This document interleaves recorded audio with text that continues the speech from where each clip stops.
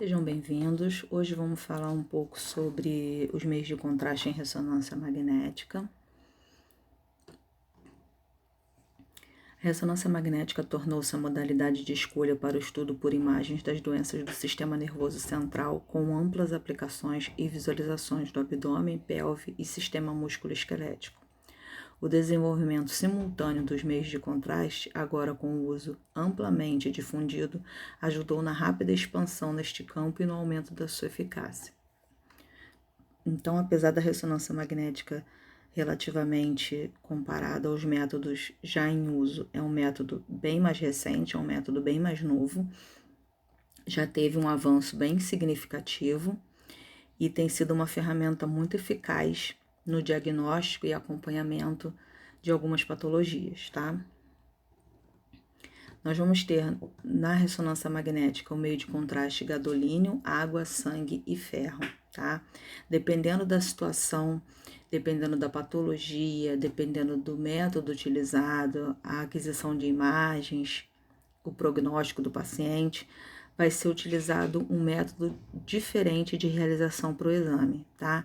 Então, vão ter situações em que o exame, vamos dizer assim, tradicional da ressonância vai trazer o diagnóstico efetivo e vão ter situações em que o meio de contraste de gadolínio se faz altamente necessário, tá? Essa parte sobre os meios de contraste a gente já sabe que são as substâncias que vão ser utilizadas para contrastar as regiões que nós queremos visualizar com maiores detalhes, tá? Então, na ressonância magnética, nós vamos ter os meios de contraste através do gadolínio ou das outras visualizações que vão seletivamente serem demonstrados em sequências específicas, tá? Então, nós temos T1 e T2, que são sequências dentro da ressonância, praticamente equivalente a, vamos supor, PA e perfil, tá? Vão ser métodos diferentes de aquisição da mesma região, tá? Em que vamos visualizar dando ênfase a uma estrutura ou outra, tá? Como na tomografia a gente tem janela para osso, janela para parênquima, tá? Na ressonância a gente também tem os métodos diferenciados de visualização de uma mesma estrutura. Os meios de contraste são úteis para a caracterização de tumores, infecções, infartos, inflamações e lesões pós-traumáticas.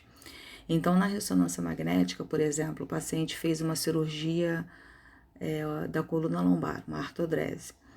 Então, esse paciente, de forma rotineira, quando ele for realizar exame dessa região, após a cirurgia, ele vai fazer a administração do meio de contraste, o gadolínio, tá? Porque ele vai poder demonstrar se tem alguma inflamação, se tem algum trauma, se tem alguma nova lesão naquele local da cirurgia, tá? Em contrapartida, nós vamos ter algumas situações delicadas na ressonância que, dependendo do tipo de material utilizado na cirurgia, causa artefato na imagem, tá? O metal causa artefato nas imagens. Então, dependendo do que a gente quer visualizar e dependendo do tipo de artefato que esse metal da cirurgia ocasiona nas imagens, nós vamos utilizar outros métodos, outros tipos de seleções de sequências para que a gente possa minimizar esse artefato e poder permitir ao médico a visualização do contraste na região de interesse, tá? O que é o gadolínio? O gadolínio é um elemento químico metálico, branco-prateado, maleável, da série dos lantanídeos e possui um aspecto semelhante ao aço, com propriedades supercondutoras e é quimicamente muito ativo. Então, o gadolínio utilizado na ressonância magnética, se ele for utilizado só puro, ele é altamente tóxico ao organismo humano, tá? Então, ele é associado a outras substâncias que vão permitir a sua eliminação pelo organismo humano, tá? O gadolínio foi observado pela primeira vez pelo químico suíço Jean Charles nos minerais dímio e gadolimita, tá? Em 1880. E foi nomeado como gadolínio em homenagem ao cientista finlandês Johan Gadolin. É um metal pesado altamente tóxico ao organismo, como eu já falei anteriormente, tá? A princípio, o gadolínio é um meio de contraste que tem mínima incidência de reação adversa, tá? Mas os pacientes que apresentam reações alérgicas frequentes a outros tipos de substâncias, ele já é um paciente suscetível a ter a reação alérgica ao meio de contraste gadolínio, tá? Múltiplos estudos relataram o elevado índice de segurança desses agentes em ressonância magnética. Reações anafilactóides são raras, correspondendo a menos de 0,1%, o que é 17 vezes menos frequente do que as reações ao contraste iodado, tá? 0,01 é muito pouco? Mas se você faz esse 0,01 somando, né, a quantidade de exames que um estabelecimento faz, nível Rio de Janeiro, nível população mundial, é uma quantidade grande, tá? Então, é 17 vezes menos frequente que a iodo, mas existe reações anafilactoides também com gadolínio, tá? É uma substância paramagnética que possui um momento magnético relativamente grande. Existe uma transferência de energia para o meio circundante e há uma redução dos tempos de relaxamento T1, assim como no T2. Então, o gadolínio ele foi escolhido para ser utilizado em ressonância magnética devido ao seu momento magnético, que é relativamente grande. Então, ele permite o estudo da estrutura de forma funcional, se for necessário. Tem as sequências que são feitas de modo dinâmico, em que você visualiza a entrada do meio de contraste na estrutura, o preenchimento total do meio de contraste na estrutura e a saída do meio de contraste.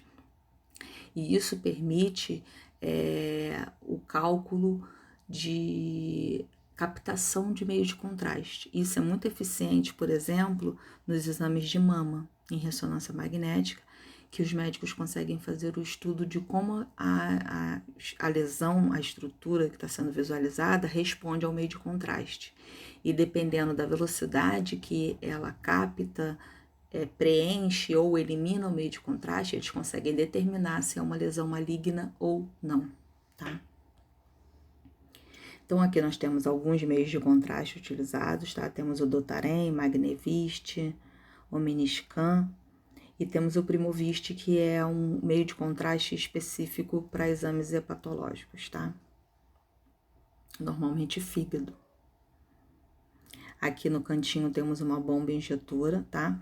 Normalmente na utilização do meio de contraste de forma dinâmica, é fundamental a utilização da bomba injetora, porque ela consegue ter uma constância maior, então ela controla a velocidade da injeção do meio de contraste e a força de punção do meio de contraste.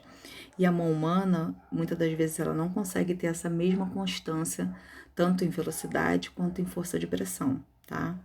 Então, dependendo do caso do meio da injeção do contraste, dependendo do tipo de exame, por exemplo, próstata precisa de uma pressão muito grande, uma velocidade alta, mama, abdômen, então são alguns exames que precisam da bomba injetora para que o meio de contraste seja de forma mais efetiva administrado ao paciente, tá? Contraste em T1. Provoca encurtamento do tempo de relaxação longitudinal, intensificando o sinal dos tecidos. Fica hiperintenso, tá? Contraste T2, encurtamento dos tempos de relaxação transversal, provocando redução dos sinais de tecidos. Óxido de ferro hipointenso. Então, dependendo, por exemplo, quando a gente faz estudos do crânio, em que a gente quer visualizar alguma lesão que não é referenciada nem em solicitação médica, nem no histórico do paciente dentro da anamnese. Normalmente se faz o pós-contraste em T1, para que seja visualizado qualquer área de captação do meio de contraste gadolínio, tá? É uma substância paramagnética utilizada como meio de contraste em ressonância. É usado de forma rotineira, ligado a correadores ou quelantes químicos, como DOTA, ácido oxaltetraacético ou DTPA, ácido dietil pentaacético. Então, o gadolínio ele é sempre associado ou a DOTA ou a DTPA, tá? A atuação é idêntica ao meio de contraste utilizado na radiologia convencional, tomografia ou raio-x convencional, concentrando-se nos tecidos vascularizados e sendo eliminado por via renal. Então, a via de administração é intravenosa, tá? A dose padrão é 0,2 ml por peso corporal. Esse cálculo tem que ser feito de forma bem à risca, tá? Porque a eliminação do meio de contraste vai ser baseada na quantidade em que o paciente administra, tá? O paciente recebe, a quantidade que é administrada ao paciente. Via de eliminação renal, efeitos colaterais mais comuns: náuseas, vômitos, hipotensão, distúrbios gastrointestinais, menos de 1% dos pacientes, tá? 2 casos de morte em 500 mil injeções. Qual é o grande problema do meio de contraste, já que os efeitos colaterais são muito pequenos? Em alguns casos, o paciente busca algumas informações sobre o exame, sobre o meio de contraste. Hoje em dia a tecnologia está bem a acesso de todos. Então, o paciente já chega lá com a orientação da internet sobre quais são os efeitos colaterais do meio de contraste.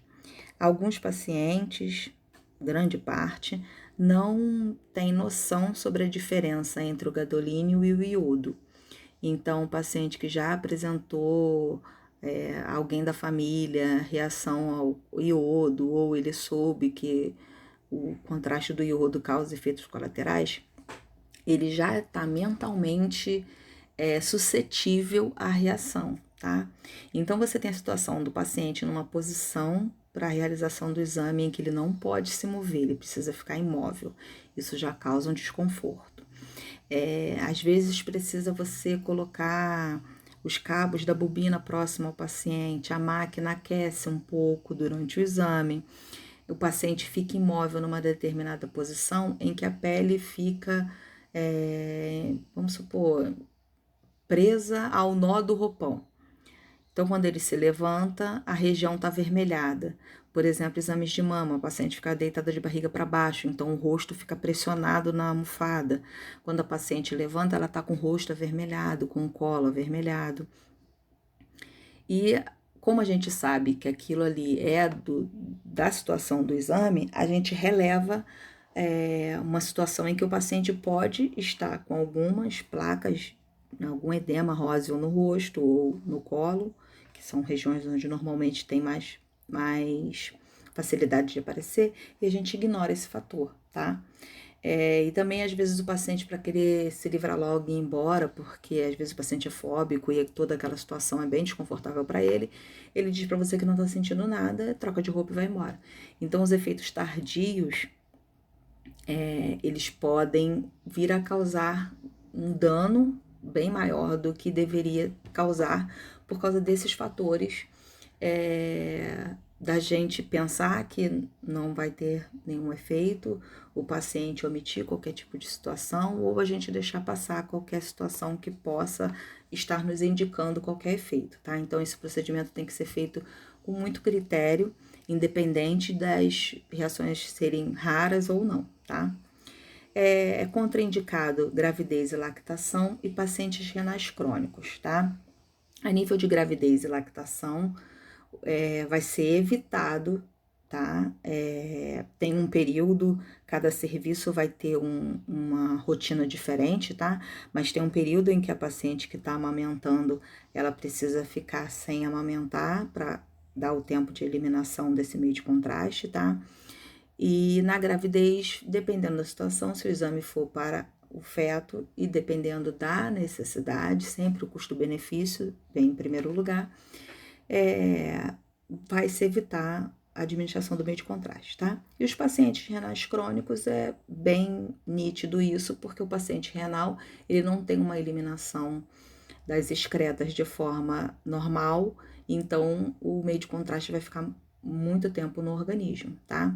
Pacientes que fazem diálise, no dia em que eles forem realizar a diálise ou dia seguinte, eles podem realizar o exame normalmente, porque logo após eles vão fazer a diálise e essas excretas vão ser eliminadas e o meio de contraste vai ser eliminado normalmente, tá? Aqui nós temos duas imagens, tá? T1 e T2, em que a gente visualiza mais ou menos captação de meio de contraste, tá? Durante a rotina do exame, dependendo da patologia a ser pesquisada e da estrutura, vão ter as sequências específicas para cada exame e temos as sequências sem o contraste e as sequências pós-contraste, tá? Cada patologia vai ter uma rotina diferenciada, da mesma forma do raio-x convencional, da tomografia e etc, tá? Aí nós temos aqui uma imagem sem o meio de contraste e com o meio de contraste, tá? Então, a gente visualiza bem o diferencial da captação do contraste nessas duas imagens, tá? Aqui nós temos angiorressonância, tá? Ressonância renal das artérias ilíacas com o meio de contraste. Também é visualizado sem o meio de contraste, mas não com tanta definição e tantos detalhes assim, tá? Da mesma forma da tomografia, é possível fazer reconstruções, adaptações aos exames, artérias femorais, artéria subclávia, conseguem ver os ramos pulmonares, coração também um pouco contrastado. Carótidas, artérias renais.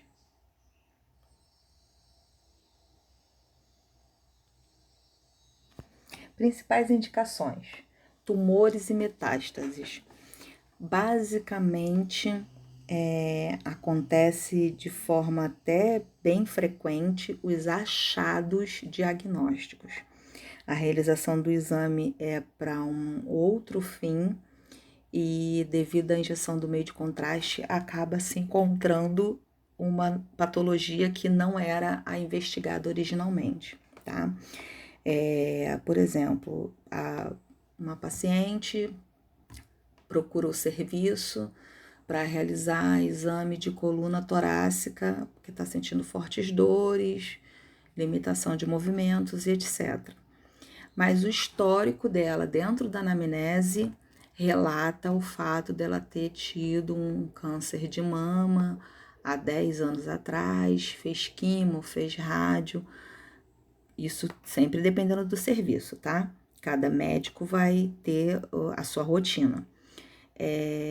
Muitas das vezes faz a injeção de meio de contraste nessa paciente, mesmo ela não tendo operado a coluna, devido a seu relato de dor e a seu histórico prévio de CA de mama.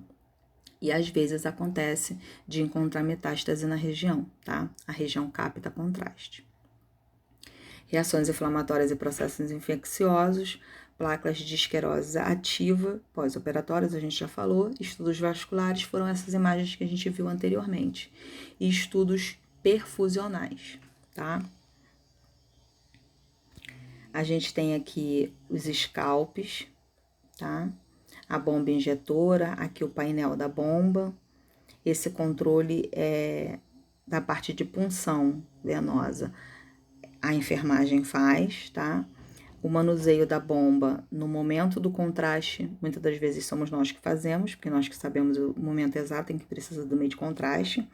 Em alguns serviços, a enfermagem acompanha o momento da injeção do contraste ao lado da bomba, caso ocorra alguma necessidade dela intervir, tá? Mas a bomba injetora, se ocorrer qualquer situação de obstrução e ela chegar à pressão máxima de injeção, ela para o procedimento, tá? Então, ela diminui a possibilidade de extravasamento. Diminui, mas ele ainda existe. Então, por isso é que em alguns serviços, a enfermagem acompanha esse procedimento lá ao lado do paciente, tá? Aí nós temos aqui as imagens que a gente falou sobre o estudo da mama, em que os médicos fazem o gráfico da entrada, captação, preenchimento total e excreção do meio de contraste. Nós temos exame de cela, que também é feito de forma dinâmica, a entrada, preenchimento e saída do meio de contraste. Temos abdômen, que fazemos fase arterial, fase venosa e fase tardia. E temos também ressonância cardíaca, são alguns exemplos, a gente tem vários outros. Temos a ressonância cardíaca, em que é feito estudo funcional, estudo sobre estresse. O médico injeta uma medicação que faz os batimentos cardíacos acelerarem, né? Que é a visualização sobre estresse. E esse preenchimento do meio de contraste acompanha a entrada e saída do sangue no coração, então o médico consegue estudar de forma funcional a área cardíaca, tá? Esses aqui são só alguns exemplos, a gente tem vários outros. A gente tem pelve, tem vários outros. Medidas profiláticas: hidratação e jejum, sedação e anestesia, antihistamínicos e corticoides.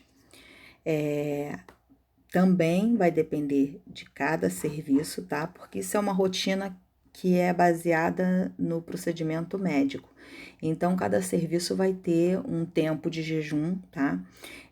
Tem exames que não precisam de jejum, tem exames que a gente faz o jejum mais devido à posição que o paciente vai ficar deitado durante o exame. Então, por exemplo, um exame que o paciente vai ficar deitado de barriga para baixo. Se ele tiver acabado de comer, a possibilidade dele se sentir mal é maior. Já exames em que vai ser necessário uma visualização de abdômen e pelve, o jejum é necessário e o preparo prévio da região também, para que a gente não tenha fezes atrapalhando a visualização das estruturas, tá? E também, no caso da ressonância, temos algumas situações que, dependendo do tipo de alimentação que o paciente fez anterior ao exame, ele atrapalha um pouco no exame, tá? Tem algumas medicações também que o paciente vai suspender o uso ante a realização do exame. Tem alguns suplementos ferrosos, algumas coisas que atrapalham no exame, tá? Uma coisa que também é bem interessante é que, no caso dos antihistamínicos e corticoides, às vezes, quando o paciente tem um histórico prévio de reação alérgica, ele faz anterior ao exame o preparo antialérgico, tá? Para poder diminuir ainda mais a possibilidade de uma reação adversa ao meio de contraste, tá? E tudo isso tem que ser bem orientado ao paciente, porque toda a situação do exame, a área geral de diagnóstico por imagem normalmente é uma busca por alguma patologia. Então, o paciente normalmente ele tá com um monte de ideias na cabeça. Então, isso precisa ser bem orientado.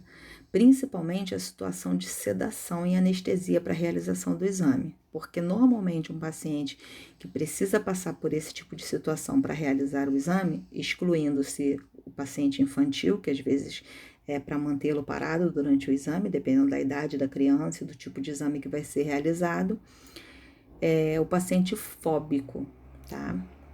Então, o paciente fóbico, às vezes, ele não consegue, de forma tradicional, realizar o exame. Então, ele precisa fazer a sedação e anestesia. E esse tipo de procedimento, ele é realizado normalmente em ambiente hospitalar, que é um ambiente que tem o carrinho de parada, para eventual necessidade de fazer a reversão da sedação, tá? E dar todo o suporte ao paciente. Então, nem sempre o ambiente onde faz meio de contraste de forma tradicional é o ambiente onde vai ter a sedação e anestesia, tá? Tem locais que tem o dia certo de fazer a sedação, tem estabelecimentos que são dentro de hospitais que tem o maquinário de ressonância, então pode fazer a sedação normalmente, tá? Fatores de riscos inerentes. Hipersensibilidade ao agente de contraste. Então, existem pacientes que já realizaram o gadolínio e já tiveram reação alérgica ao gadolínio, tá? Isso na anamnese, como a gente tem falado várias e várias vezes, a anamnese é o ponto primário da realização do seu exame, ali é que você vai ter todas as informações que você precisa, tá? Reações alérgicas recorrentes, pacientes asmáticos, pacientes com bronquite, paciente que faz, por exemplo, paciente que faz uso de bombinha diariamente. Esse é um paciente que precisa fazer preparo antialérgico antes da realização do exame, porque ele é um paciente altamente suscetível à alergia, tá? Hipertiroidismo, desidratação. Paciente desidratado é um paciente que vai ter uma eliminação de contraste muito lenta. Insuficiência cardiovascular grave, insuficiência pulmonar e asma, insuficiência renal, neuropatia em pacientes diabéticos, doenças autoimunes, idade avançada e transtornos psiquiátricos e neurológicos. Esses últimos pacientes aqui, os pacientes psiquiátricos ou pacientes com transtornos neurológicos, eles são os pacientes que às vezes são suscetíveis a demonstrar fisicamente reações reações alérgicas, sem que a existência das mesmas seja real. Então, eles são os pacientes que a gente precisa acompanhar de perto, tá? Tem os pacientes com síndrome do pânico, tem os pacientes psiquiátricos que você vai orientar, mas ele não vai compreender a sua orientação. Então, esses fatores de risco, eles precisam ser acompanhados bem de perto, tá? Porque eles podem evoluir ou não para uma reação, e uma reação leve pode evoluir para uma reação grave rápido. Então, todo o seu procedimento tem que ser acompanhado bem de perto. A diferença básica, né? Reações alérgicas e reações adversas. As reações adversas costumam ser toleradas pela maioria dos pacientes, frequência considerável baixa se comparada com meio de contraste iodado, por exemplo. Enjoo, mal-estar, desconforto. Normalmente o paciente relata a você que está se sentindo assim, né? Está sentindo náuseas e tudo mais, mas ele costuma tolerar, tá? Após a injeção de 0,1 ou 0,2 mol por quilo, varia de 0,7 a 2,4, sendo sua vasta maioria reações leves, calafrios, náuseas com ou sem vômitos, cefaleia, calor ou dor no local da aplicação, parestesias, vertigem e prurido. Aqui a gente tem um quadrinho, tá? Reações adversas a meio de contraste, as tóxicas, reações de hipersensibilidade e as reações inespecíficas, tá? Reações inespecíficas, o paciente diz que está sentindo dormência no braço, por exemplo, tá? Então, são situações que relativamente você não consegue ligar a nenhum fator conhecido, tá?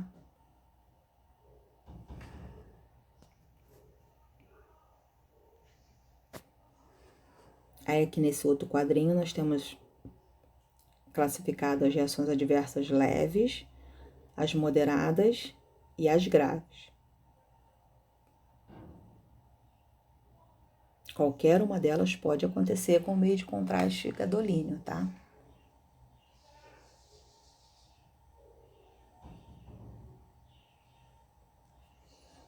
O registro do relato da ocorrência do episódio de reações prévias é fundamental na tentativa de classificar sua gravidade.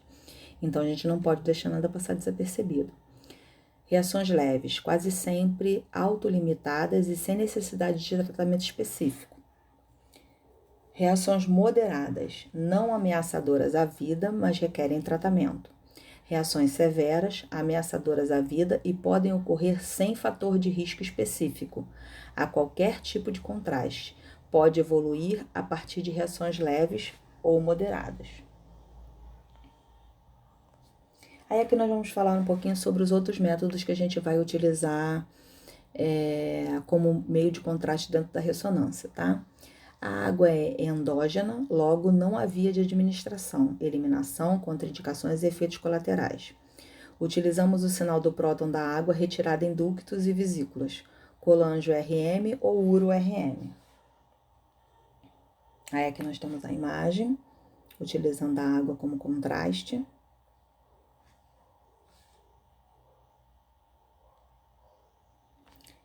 Sangue, também é endógeno, então, mesmo princípio da água.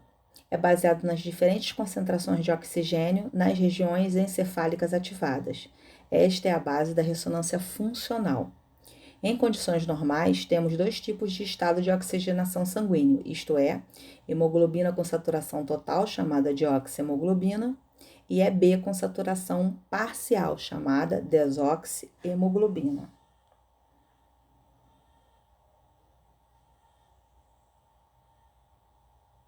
Então, aqui a gente tem esse quadrinho pequenininho em que a gente tem a visualização. Claro que dependendo da sequência da imagem, a visualização é bem melhor. Aí temos a saturação do O2, o sinal alto ou o sinal baixo da ressonância. A gente vê a diferença de imagem do sinal alto e o sinal baixo. A ressonância funcional. Nas áreas atingidas, há um aumento do fluxo de sangue, logo há um aumento no consumo de oxigênio e este aumento não é proporcional à oferta, fazendo com que haja uma sobra de oxigênio, isso é, sobra de oxihemoglobina, gerando assim um sinal maior de RM. Então, nas regiões em que tem essa saturação de oxigênio, a gente vai ter uma visualização daquela região, diferente do restante da estrutura. Então, a gente tem sem a ativação e com a ativação. A diferença de uma imagem para outra, né? Isso tudo dentro das sequências que a gente tem no procedimento de exame, tá?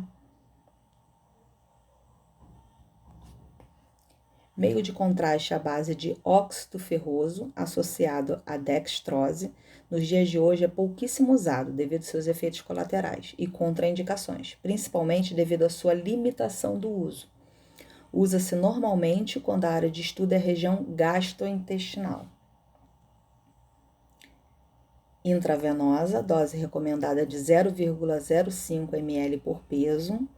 Eliminação renal, efeitos colaterais, dores leves a intensa nas costas, pernas, pescoço e, em alguns casos, na cabeça.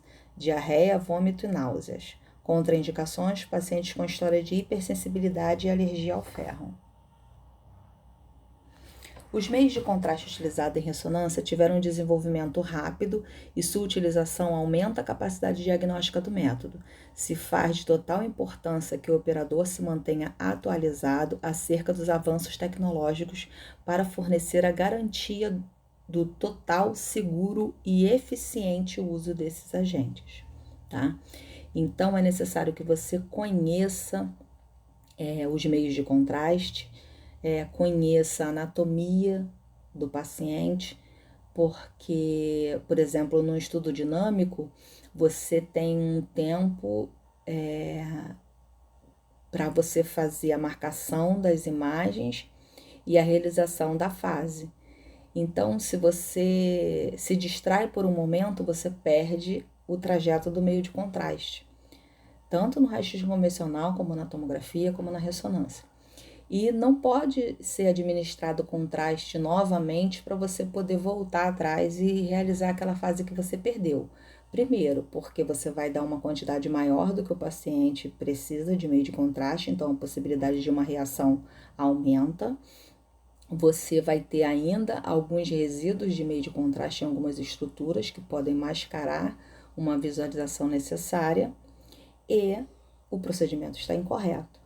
Tá? Então, é necessário conhecimento, estar sempre atualizado, para que você possa fornecer todos os itens necessários para um bom diagnóstico, porque é baseado numa boa imagem, num bom exame, que é possível ao radiologista fornecer um bom diagnóstico ao paciente, tá?